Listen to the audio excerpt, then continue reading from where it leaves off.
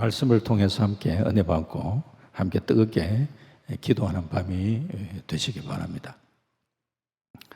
오늘 본문 내용은 잘 알죠. 본문에 장례 행렬을 따라가며 울고 있는 한 여인을 보게 됩니다. 그녀는 나인성이라는 동네에서 살고 있었습니다. 갈릴리 바닷가에 있는 가버나움이라는 동네에서 남쪽으로 하루길쯤 여행을 하면 골짜기에 아름답게 자리 잡은 동네가 나인이라는 동네입니다. 꽃다운 나이에 사랑하는 사람을 만나 결혼식을 올린 후에 그녀에게도 아들이 태어났습니다. 어린 아기의 재롱 부리는 모습을 보면서 알콩달콩 오손도손 행복하게 아마 살았겠죠. 이런 행복이 오랫동안 지속될 것으로 생각을 했는데 어느 날 느닷없이 남편이 세상을 떠났습니다. 그 결과 하루아침에 과부가 되어버리고 말았습니다. 그 당시에 여자가 과부가 되었다는 것은 앞날에 엄청난 실행과 극심한 가난, 고독이 기다리고 있다는 것을 암시해주고 있습니다. 남편이 세상을 떠났을 때에 참 집안의 기둥이 무너진 것 같은 너무너무 엄청난 충격과 그리고 눈물을 흘리면서 하루하루를 보냈을 것 같습니다.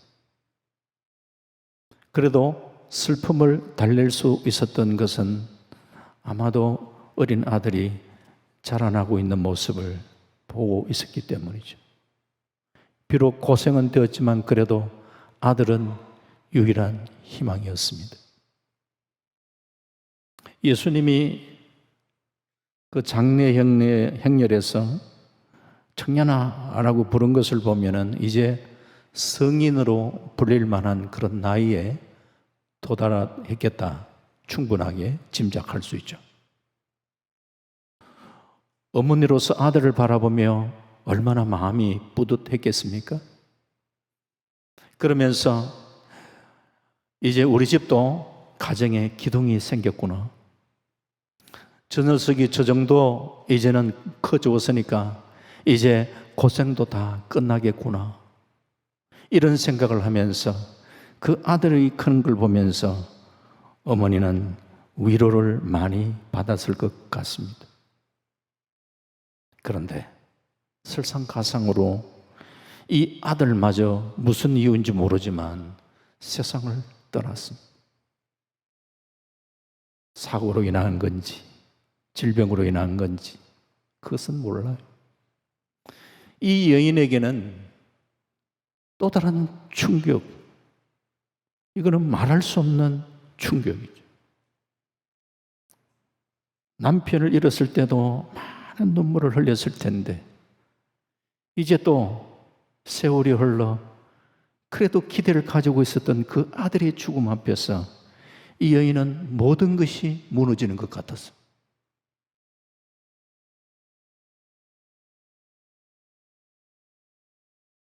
눈물을 흘리고 싶어도 더 흘릴 눈물이 없을 만큼 울었을 것 같습니다. 동네 사람들은 이 아들이 죽었다는 이야기를 이렇게 듣고 많은 사람들이 이 여인에게 몰려왔습니다. 위로한다고 모였지만 속으로 어떤 생각을 하고 있는지는 다 몰라요. 아마도 위로한다고 하면서 간 자리지만 속으로는 이런저런 생각 많이 할 수 있어요. 이 여자는 무슨 죄가 많아서 이렇게 팔자가 사나울까? 남편을 먼저 보내더니 이제는 하나밖에 없는 아들마저도 그렇게 보내니 참 안 됐다.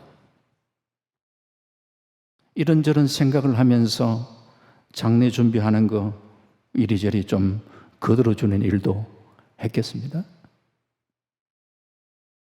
장례 절차를 따라서 이제는 발인을 해서 장례 행렬이 동네를 지나서 성문을 빠져나가고 있었습니다.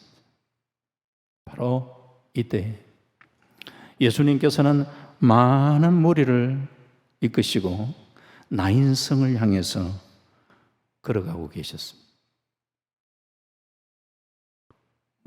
충분하게 우리가 그림을 상상할 수 있죠. 지금 현재 예수께서 나인이라는 성으로 가실 새에 제자와 많은 무리가 동행하더니 예수님과 함께하는 동행하는 많은 무리들이 있었습니다. 그 무리가 지금 현재 이 성문 가까이로 나아가고 있습니다. 성문 입구 좀 이르렀을 때는 그 반대편에서 지금 현재 사람들이 한 죽은 자를 메고 나오니 이는 한 어머니 독자요 그의 어머니는 과부라 이렇게 표현하고 있죠. 장례 행렬과 그리고 예수님과 함께한 무리와 제자들은 지금 같이 만나는 장면이 오늘 본문에 소개됩니다. 예수님은 그 과부를 보면서 그 장례의 행렬 가운데에 계속해서 이 과부는 주체할 수 없는 그런 눈물로 계속해서 이제는 그냥 눈물이 나오는 거죠. 그 과부를 향해서 예수님이 울지 마라 라고 위로를 하고 계십니다. 울지 마라. 우리도 흔히 슬픔을 당한 사람들이 막 울고 있을 때 이제 그만 울어라, 울지 마 라고 말하지만 별로 위로가 되지 않습니다. 하지만 예수님이 그 과부를 향하여 울지 말라고 하는 말씀은 근성적으로 위로하는 그런 빈말이 아니에요. 왜? 예수님은 죽은 청년을 살릴 수 있는 능력을 가지고 계신 분이 있기 때문에 그 능력으로 슬픔의 원인을 즉 죽음을 제거할 수 있는 그런 능력을 우리 주님은 가지고 계셨기 때문에 울지 마라. 이거 단순한 근성적인 빈말이 아니란 말이죠. 예수님은 우리가 잘 아는 대로 이처럼 죽음의 권세를 물리치신 분이십니다. 아멘.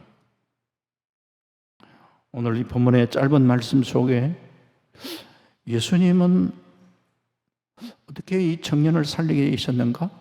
그 예수님의 모습을 우리가 조금 더 몇 부분 살펴보면서 우리에게 이 말씀이 좀 도전이 되는 이런 말씀이 되길 바랍니다. 우선은요, 우리 주님께서 이 청년을 살리신 한 과정을 볼 때에 그 첫 번째가 뭐냐? 주님이 이 과부를 불쌍히 여기셨다는 첫 번째가 주님의 긍휼하심 때문입니다. 긍휼하심. 누가복음 오늘 7장 13절 말씀에 같이 한번 볼까요? 시작. 주께서 과부를 보시고 불쌍히 여기사 울지 말라 하시고, 과부를 보시고 불쌍히 여기셨다.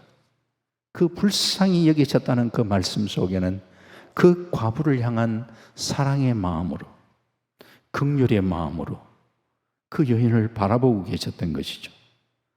아들을 잃은 과부가 예수님을 알아보고 주여 나를 불쌍히 여겨 주옵소서 바디메오처럼 그렇게 부르짖었더니 예수님께서 가시던 발걸음을 멈추시고 청년을 살려주신 게 아닙니다. 이 과부는 예수님께 도와달라고 기도한 적이 없습니다. 예수님을 찾고 예수님 하면서 예수님을 바라보면서 예수님께 도움을 호소하지 않았습니다. 우리가 일반적으로 알고 있는 지식으로는 우리가 하나님께 부르짖어야 하나님께서 우리를 긍휼히 여기시고 우리의 기도에 응답해 주시는 분이라는 사실을 우리는 알고 있습니다. 그 말씀도 맞는 말씀이죠. 그런데 예수님은 아들 잃은 과부를 보시고는 어떤 조건도 없어요. 과부를 보시고 그저 불쌍히 여기셨어요. 그 긍휼히 여기시는, 그 불쌍히 여기시는 그 주님의 마음, 바로 그것이 청년을 살리는 바탕이었어요. 이 긍휼히 여겨주시는 주님의 사랑이 이 청년을 살린 것이죠. 그렇기 때문에 참 우리가 기도 드릴 때도 자주 말씀드리지만 주님 앞에 드리는 참 기도가 주여 우리를 긍휼히 여겨 주옵소서. 주님이 한번 긍휼히 여기시면은 이런 죽은 자도 살리는 그런 놀라운 역사가 일어나는데 말이에요. 주님 우리를 긍휼히 여겨 주옵소서. 이게는 참 우리가 늘 기도해야 되는 기도예요. 긍휼히 여겨 주라.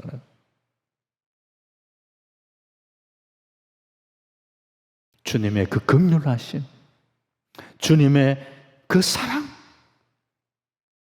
그 사랑이 우리를 살려낸 거예요. 뭐 여러 가지 심리학자의 실험들을 많이 우리가 이런 얘기 들어왔을 거예요.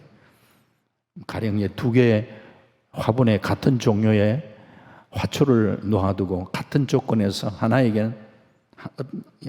화초에게는 자꾸 사랑의 눈길을 주고 하나에게는 미움의 눈길을 주면서 변화를 관찰해 봤더니만 사랑의 눈길을 받은 화초는 날 보면 미움을 준 그런 화초보다 더 건강하게 자란다는 그 실험들은 비슷한 얘기들은 우리가 많이 들어왔잖아요.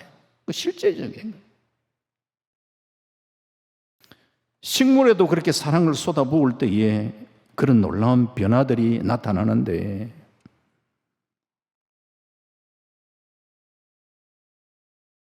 오늘 주님께서 우리를 사랑하실 때, 주님이 우리를 긍휼히 여기실 때에 이 밤에도 놀라운 역사가 일어날 줄 믿습니다.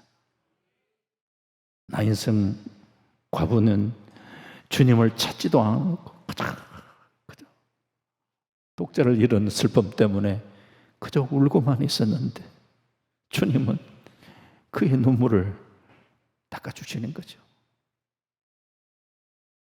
우리는 그렇게 불쌍히 여겨주시는 그 주님을 신뢰하면서 이 밤에 우리 주님 앞에 주여 우리를 긍휼히 여겨달라고 우리는 기도드린다면은 주님은 우리의 기도에 무관심하겠습니까? 우리의 기도에 이 밤에도 신실하게 응답해 주실 줄 믿습니다. 이 여인이 주님을 얼마나 알고 있었는지 우리는 몰라요. 아들이 죽었다는 사실 하나만으로 이 하늘이 무너지는 것 같다는 이런 절망감 속에 울다디친 몸으로 이제 장례 절차를 따라 아들을 장례 치르고 있는 그런 상황이잖아요.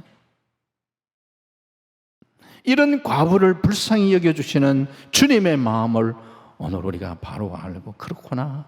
주님이 우리를 긍휼히 여겨주시고 주께서 우리를 사랑으로 이끌어주시는 그런 분이구나. 우리의 기도에 신실하게 응답해 주시기를 원하시는 그 주님을 이 밤에 우중임에도 불구하고 주 앞에 나와 주님을 찾는 여러분들의 심령 가운데 그 주님의 놀라우신 사랑과 그 은혜가 새롭게 경험되는 귀한 은혜의 밤이 될 수 있기를 주의 이름으로 축원합니다.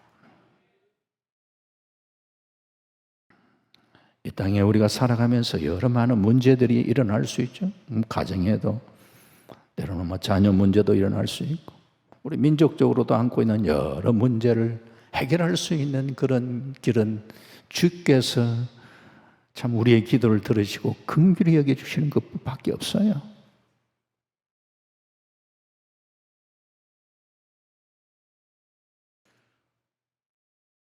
그 주님의 십자가의 사랑, 희생적 사랑, 그 사랑이 우리를 살려낸 거예요. 주님이 사랑하신다. 주님이 우리를 사랑하신다. 그냥 우리가 건성적으로 생각하지 마시고 한 얘기를 한번 제가 드려보겠습니다. 오래전에 나왔던 영화인데 영화 제목은 정확하게 기억을 하지 못하고 있고 내용이 이렇습니다. 대사업가인 그 아들을 실은 경비행기가 사막을 지나다가 폭풍을 만나가지고 추락을 합니다. 비행기 추락 사고 소식을 들은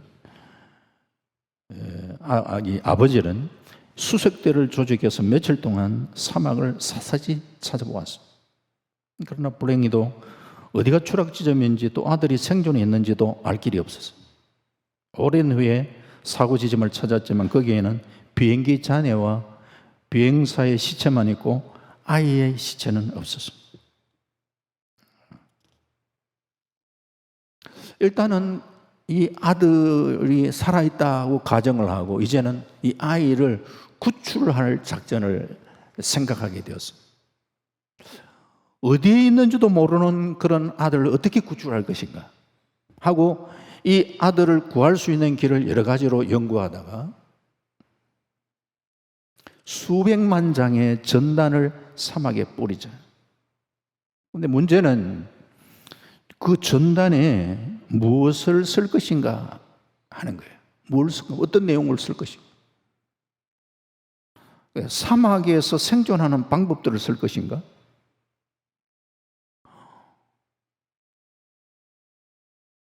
무엇을 잡아먹어야 되고 사나운 짐승은 어떻게 피할 건지 이런 것들을 써야 할지 도대체 이 아이에게 실제적으로 필요한 게 뭘까? 전단지에다가 쓰는 것도 한계가 있는데 여러 가지 의논을 하다가 어떤 한 분이 이렇게 제안을 합니다. 사람은 어려움을 당하면은 생존을 위해서는 모든 것을 대부분 보면 스스로 본능적으로 생존을 위해서 뭔가를 하게 된다는 거예요. 구체적으로 뭐 하라고 이야기하지 않더라도 그리고 상황이나 환경이 다 이렇게 다르기 때문에 그걸 구체적으로 쓸 수는 없다. 그렇다면은 지금 아이의 문제는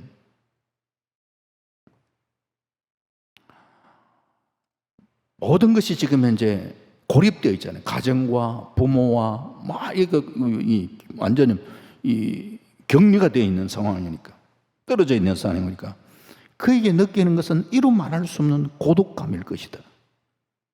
그러니까 이 전단지에다가 다른 거 쓰지 말고 내 아들 조나 아빠는 너를 사랑한다 요 글자만 써서 버립시다.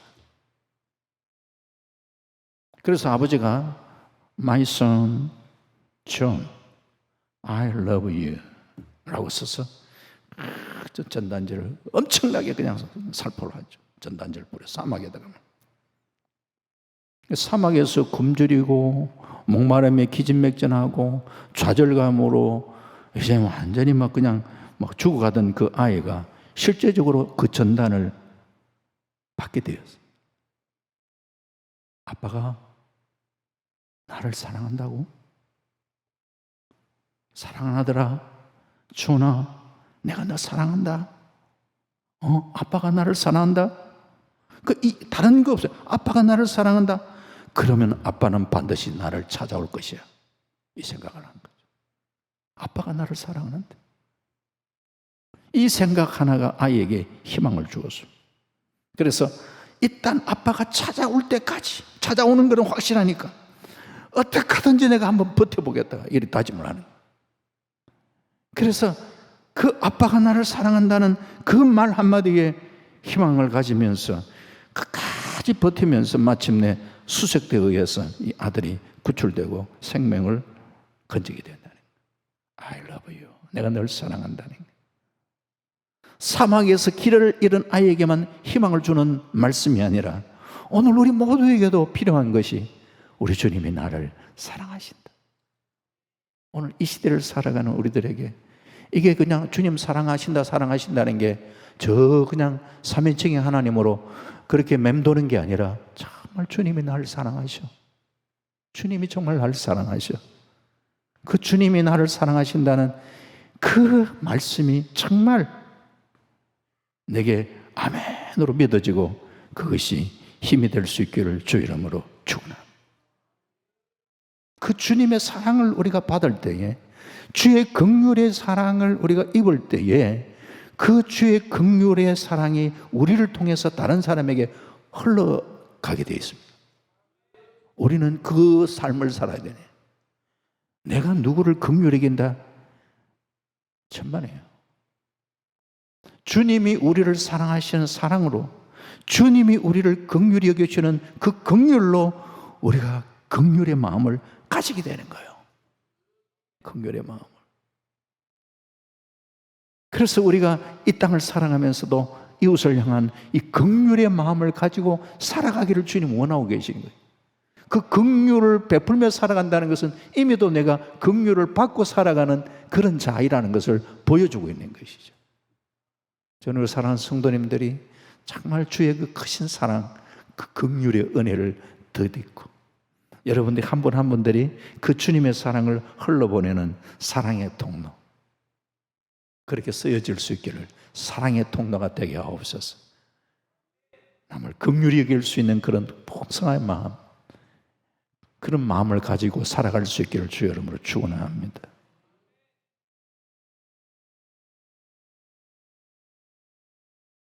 긍휼이 없는 마음, 그것은 참 삭막한 거고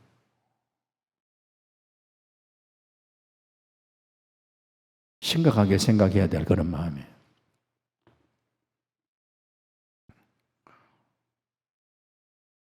주님의 은혜, 주님의 사랑을 덧입고 살아갔던 한 사람을 또 한번 소개하면은,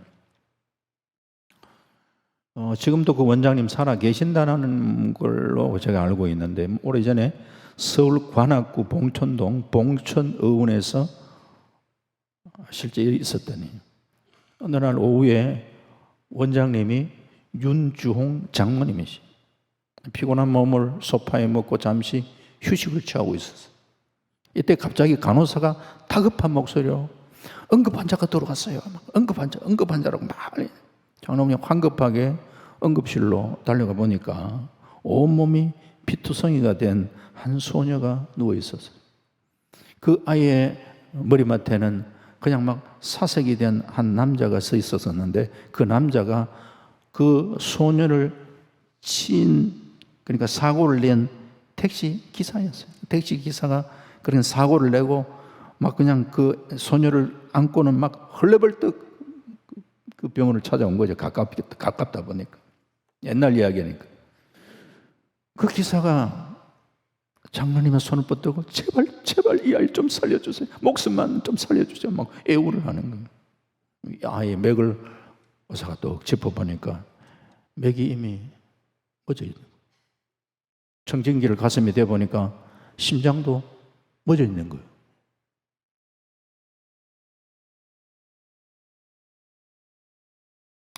얼굴은 지금 알아볼 수가 없을 정도로 막 피투성이가 막 되고 있어서, 그러면서도 이상하게 좀 낯설지가 않다는 그런 느낌이 들어서 피범벅이가 된 아이 얼굴을 그래도 이제 좀 닦아, 대충 이렇게 아이를 피를 좀 이렇게 닦았어요. 피를 닦아 보니까 그 애가 그 장로님 딸인 거예요. 장로님의 딸이 그 택시 기사에게 그 택시 그게 취해가지고 지금 죽은 거예요.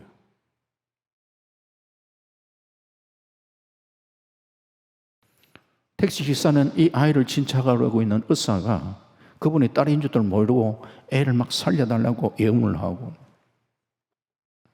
참 장모님 고개를 들어서 자신의 딸을 죽인 그런 범인인 그 기사의 얼굴을 쳐다보려니까 얼마나 기가 막히겠어요.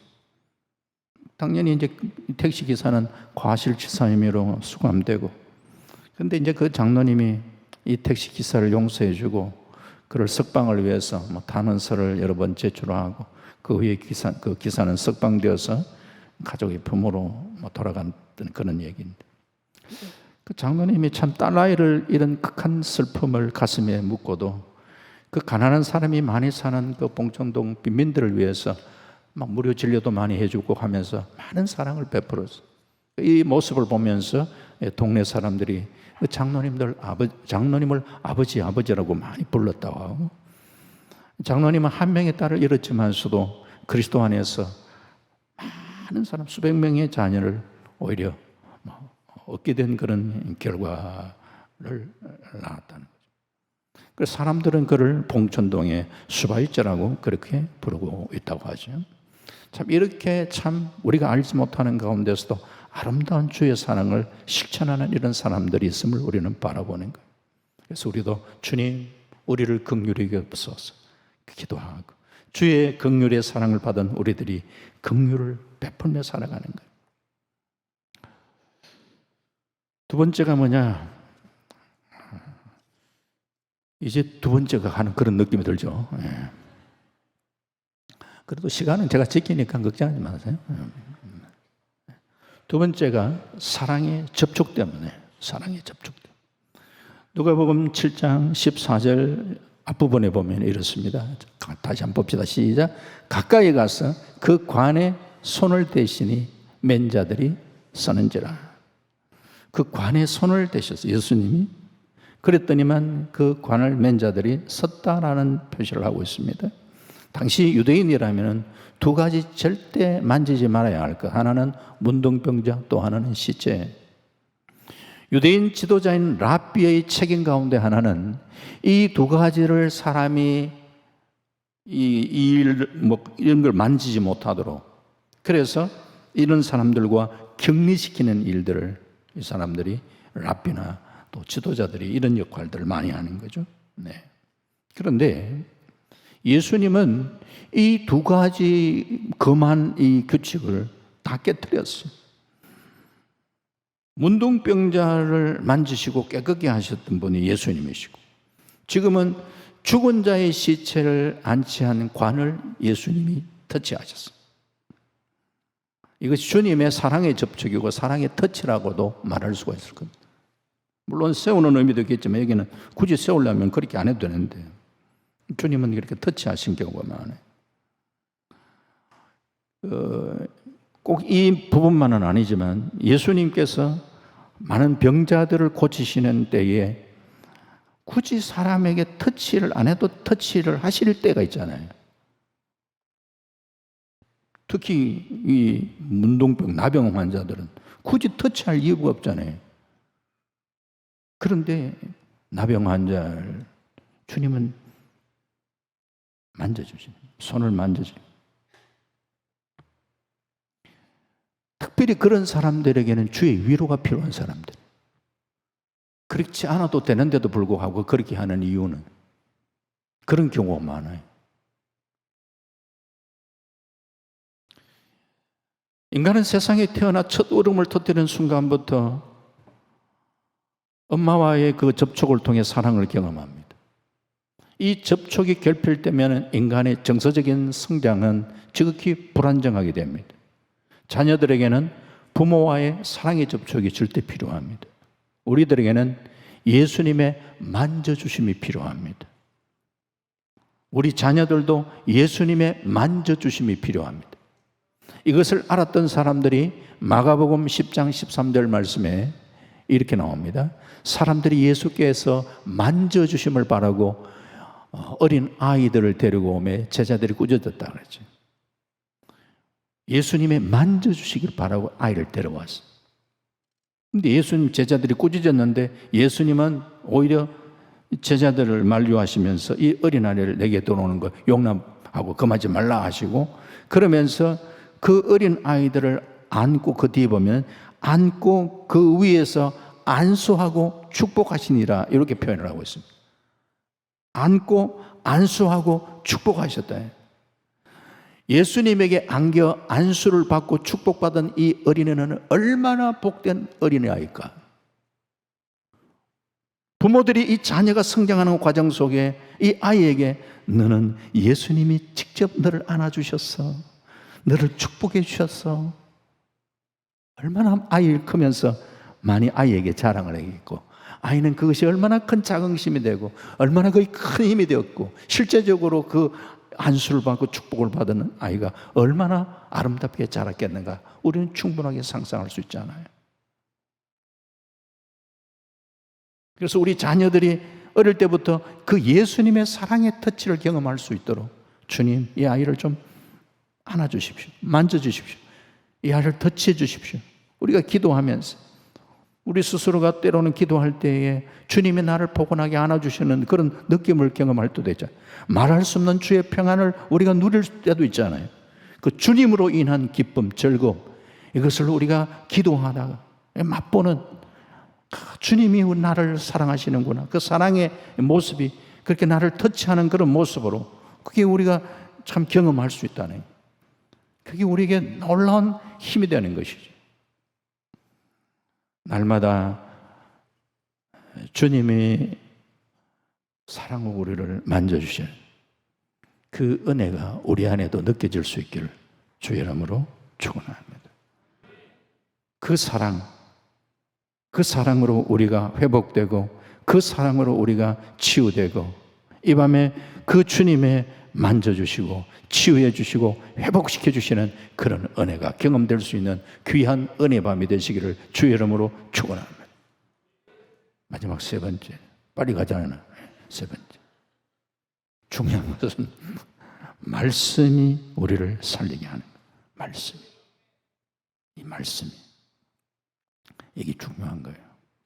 누가복음 7장 14절 후반부에 보면 같이 봅시다. 시작. 예수께서 이르시되 청년아 내가 내게 말하노니 일어나라. 이처럼 하나님의 말씀이 살리는 능력이 있습니다. 하나님의 말씀은 단순한 도덕 강론이 아닙니다. 죽은 자를 살리게 하는 능력이 있습니다. 성경은 하나님께서 바로 이 말씀으로 만물을 지으셨다 가르치고 있습니다. 이 말씀으로 지으신 이 만물을 주님이 붙드시고 섭리하고 계시는데, 오늘 동일한 이 말씀으로 죄인의 인생을 주님은 의인으로 변화시켜 주시는 거예요. 그 말씀을 아멘으로 받으면서, 아 그렇구나, 자신이 죄인됨을 깨닫고 예수를 나의 주님으로 모실 때에 우리의 신분이 변하는 거죠. 예수님은 이미 요한복음 5장 25절에 이렇게 말씀하십니다. 같이 봅시다. 시작. 진실로 진실로 너희에게 이르노니 죽은 자들이 하나님의 아들의 음성을 들을 때가 오노니 곧 이때라.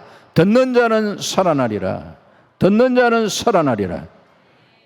주님이 주시는 말씀을 듣는 자가 살아나는 게 말씀이. 요한복음 11장에는 죽은 나사로를 향해 말씀하십니다. 나사로야 나오너라. 나사로는 무덤을 열고 나왔습니다. 오늘 본문에서는 죽은 청년을 향하여 청년아 내가 내게 말하노니 일어나라. 그러니까 관에 있던 청년이 살아나는 거예요. 마가복음 5장에 보면 회당장 야이로의 어린 딸이 죽었을 때 예수께서 달리다 쿰 일어나라 달리다 소녀야 일어나라. 아주 강력하게 좀 도전하는 말씀. 쿰 결단하라. 일어나라. 주님의 말씀으로 장년도 청년도 소녀도 주님이 말씀하시면 일어나는 역사가 일어나니, 뿐만 아니라 우리가 기억하셔야 되는 것은 영적으로 죽은 자가 다시 살아나는 사건, 이것도 육체의 부활 이상으로 놀라운 사건이잖아요. 우리의 신명, 우리 영이 죽었던 우리가 하나님의 말씀으로 우리의 영이 살아난다. 이게 놀라운 일 아니에요? 예수를 나의 구주로 믿고 하나님을 아버지라 부르고 내가 새 인생의 길을 걷고 있는 이것이 얼마나 놀라운 은혜의 역사임을 우리는 잊지 마셔야 되죠. 그래서 히브리서 4장 12절 말씀에 하나님의 말씀은 살아있고 활력이 있어 좌우의 날선 어떤 검보다 예리하며 혼과 영과 및 관절과 골수를 찔러 쪼개기까지 하며 또 마음과 생각과 뜻을 판단한다 그랬어요. 그래서 우리가 이 말씀의 능력을 알고 말씀을 우리는 사모하시고 그냥 사모하는 걸로 그냥 사모가 이게 바탕이 되고 그러면서 우리가 잘 아는 시편 1편 2절 말씀에 오직 여호와의 율법을 즐거워하여 그의 율법을 주야로 어떻게 하는 자? 묵상하는 자라. 묵상하는 자. 하가 시편의 말씀 여기 보면 거기 조그마한 글자로 풀이를 해놨죠. 작은 소리로 읊조리다. 따라해볼 거예요. 작은 소리로 읊조리다. 묵상이 그냥 이렇게 눈 감고 조용하게 있는 게 묵상이 아니에요. 히브리어의 하가는 작은 소리로 읊조리는 거예요. 자, 그렇다면 성경을 우리가 그냥 눈으로 보는 거하고 입으로 우리가 작은 소리로 읊조리며 읽는 것과는 차이가 있습니다. 차이가 있어요. 말씀은 능력이 있다고 그러는데 우리가 말씀이 영의 양식이라고 그러잖아요. 물론 눈으로 보면서도 그것이 양식으로 삼을 수는 있지만 좀 더 여러분들의 삶 속에 실질적으로 그것이 능력으로 역사되기 위해서 제가 여러분들에게 부탁하고 싶은 것은 말씀을 읽을 때에 읊조리는 것, 조그만한 소리라도 여러분들이 소리를 내셔서 읽는 게 여러분들의 영에 놀라운 도전을 줍니다. 영을 건강케 합니다. 이것은 그냥 뭐 얘기로 되는 게 아니라 실제로 여러분들이 해보셔야 압니다. 그렇다면 나는 그냥 성경을 눈으로만 읽었는데 그 눈으로 안 읽는 것보다 훨씬 좋죠. 하지만 입술로 예수께서 모든 말씀을 백성에게 들려주시길 마치신 후에 가버나움으로 들어가시니라. 어떤 여러분들이 읽으면은요 그냥 쭉 한번 쭉 그냥 읽는데 이것이 읽으면서 내 영에 이 영에 이것이 공급이 된다. 이 영을 살린다니까요. 영을. 말씀이 그렇게 중요하다고 생각하면서 실제로 우리가 삶 속에서 말씀의 능력이 그렇게 우리에게 드러나야 되는 그런 삶을 우리는 누려야 되는데 왜 그렇게 하지 못하는가 말이에요. 그 중에 하나가 여러분들이 말씀을 읽는데 읊조리는 조금씩 소리 내가지고 한번 읽어보시라고. 소리.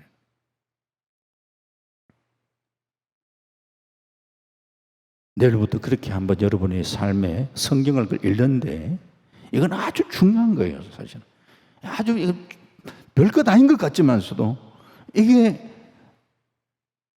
이스라엘 백성들이 40년 광야 생활을 하면서 그때 40년 광야 생활을 하면서 깨달은 게 뭡니까? 40년 광야 생활. 사람이 떡으로만 사는 것이 아니라 하나님의 입으로 나오는 말씀으로 사는구나. 말씀으로 사는구나. 이게 하루아침에 깨달아진 게 아니에요. 이스라엘 백성들이. 그렇구나. 이 말씀이 나를 살리는데 진짜 그 말씀이 나를 살리는 말씀이 되어야 되는데 그러면 내 영이 살아야 되잖아. 내 영이. 그렇게 읽으면서 그렇게 쭉 지나가면서 그 말씀이요. 내 영에 자꾸 그것이 새겨진다니까. 그러다가 어느 순간에 그 말씀이 강력하게 내게 도전이 되는 말씀이 되기도 하고 기도하다가도 말씀 특별히 뭐 금식 기도도 하기도 하고 금식만 하는 것보다도 말씀을 읽으면서 금식을 하네. 그게 더 말씀에 기도에 더 깊이 들어갈 수 있어요. 이번에 담임 목사님 청빙 위해서 교회적으로도 중직자들 금식기도 하자 하기 전 그렇게 하는 참 우리가 거기에 동참하신 분들 참 많으시죠. 그렇게 하기 전에 개인적으로 사실 뭐 이렇게 제 안에 감동이 와서 금식기도를 했어요. 그렇게 금식기도를 하면서 말씀을 볼 때 때로는 보면은 그 말씀에 때로는 더 강력하게 세밀하게 하나님께서 이 말씀을 이번에 주시는구나. 이 강력하게 들어오는 말씀이 있어요. 이번에도 제가 그렇게 그때 기도를 할 때 기도하면서 받았던 말씀이 있어요. 아내하고만 나누었어요. 왜? 아무에게도 이 얘기를 나누지는 않았어요. 묵묵하게 자칫 잘못하면 그런 말들은 오해를 소지가 있으니까 그냥 이렇게 제 가슴에 새기고 하나님이 하실 일을 바라보는 거예요. 주님, 역사하시옵소서. 역사하시옵소서. 참, 이 말씀이 우리에게 이렇게 실제적으로 나에게 도전이 되어지고 그 말씀을 부여잡고 우리가 믿음으로 간구하고 기도하는 이런 삶을 우리는 살아갈 수 있어야 될 줄 믿습니다. 말씀 맺습니다. 죽었던 청년이 기적적으로 일어났듯 오늘날 주님의 사랑과 능력으로 죽었던 영혼들이 소생하는 역사가 계속해서 일어날 수 있기를 주의 이름으로 축원합니다. 주님이 우리를 살리셨듯이 우리도 주님의 사랑으로 주님이신 능력으로 주님을 알지 못하는 자들에게 예수 그리스도를 전하며 그들을 살릴 수 있는 그런 일들을 우리는 감당할 수 있기를 바랍니다. 주님의 말씀으로 우리의 영혼이 넉넉한 은혜를 누리고 말씀으로 사람을 살리는 일을 감당하면서 우리를 통하여 하나님 나라를 확장시켜 나가는 우리 모두가 될 수 있기를 주님의 이름으로 축원합니다. 하나님 감사합니다. 이 밤에도 하나님 저들에게 귀한 말씀을 주셔서 감사합니다. 참 나인성 과부의 아들을 살리신 주님, 오늘도 하나님 주의 크신 긍휼하심으로 우리를 살려주시고 주님의 우리가 기도할 때에 강력한 주님의 터치를 경험하게 하시고 주의 말씀을 붙들면서 우리의 심령에 새롭게 거듭나고 살려지는 그리고 새롭게 되어지는 놀라운 은혜의 역사가 우리 안에 일어날 수 있도록 도와주시옵소서. 감사드리옵고 예수님 이름으로 기도합니다. 아멘.